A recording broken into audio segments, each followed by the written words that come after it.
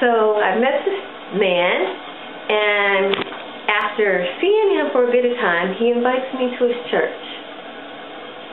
So I'm like, wow, he's invited me to church. So he must really be single, you know.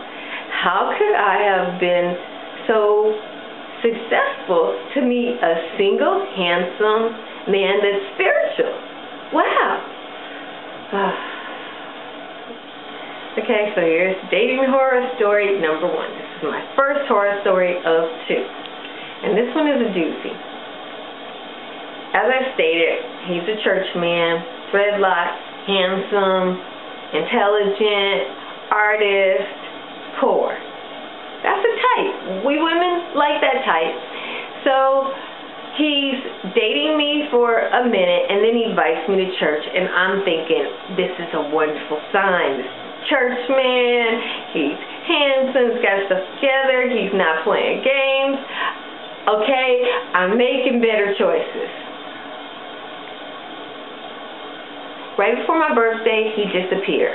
Like a few weeks before my birthday, which his birthday was a little before my birthday, he disappeared before his birthday, which I should have seen as a sign. Why is he disappearing before his birthday if he's interested in me? Seems like he would have wanted me around for that, but he didn't. And then for my birthday, he wasn't around. Wasn't calling me, anything like that. Last time I talked to him, I had called him. So, okay. I thought, okay, he's not interested in me. So I started dating somebody else. And I have the video of my date outfit when I was going out with the other guy. And that would be dating horror story number 2, but that's not this video, that's another video. And so after my birthday, he comes up to me in church again. He's like, oh, and he says he's interested in me and he's missed me and all this kind of stuff like that. I know. Hindsight, I can see it so clearly now. There were so many signs. I mean, I remember now looking back how when I told the congregation that he invited me to church, they were like, oh, he invited you? Oh, this is another one that so-and-so invited. So few people said that, and I didn't clue in. And I'm thinking, wow, he's really witnessing for the Lord. That shows what I know. In any event, so after my birthday, he found me, and he seemed interested in me and all this kind of stuff like that. And I thought, well, oh, maybe I got it wrong. Maybe he is interested in me. Let me see what happens. The next week, I just got this unction to go to a different service than I normally go to. I normally go to the evening service, but I got this unction to go to the day service. So I went to the day service, and as I'm walking down the aisle in church, he meets me in the aisle and points out to me that he's with another woman. Yeah. And he shows her to me. He didn't bring her up to me. That's good. But he shows her to me, and she waves at me and smiles. And I lost it. My eyes rolled back in my head. I saw red, like I could see the blood rushing through my veins. And I had visions of choking a man out and beating a man down right there in church. That's what was going through my head. And then somehow the Lord pulled me back from that.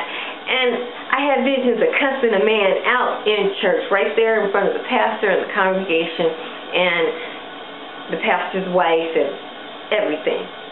I had these visions going through my head so fast I could hardly catch them. And, I mean, somehow the prayers of the righteous pulled me back again, because I could go there. I could have went there. Nobody inside of me knew which way it was going to turn out. And somehow, when I could see again, I looked up at him and he told me he was taking her to brunch. And I said, okay.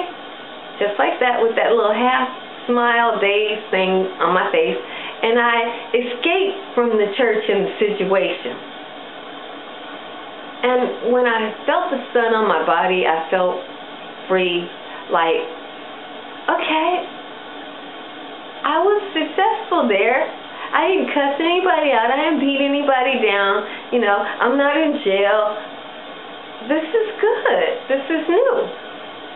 You know, maybe I am recovering to some extent from whatever. But, and as I was walking home, because I'm broke, y'all, and with gas being what it is, I walk a lot.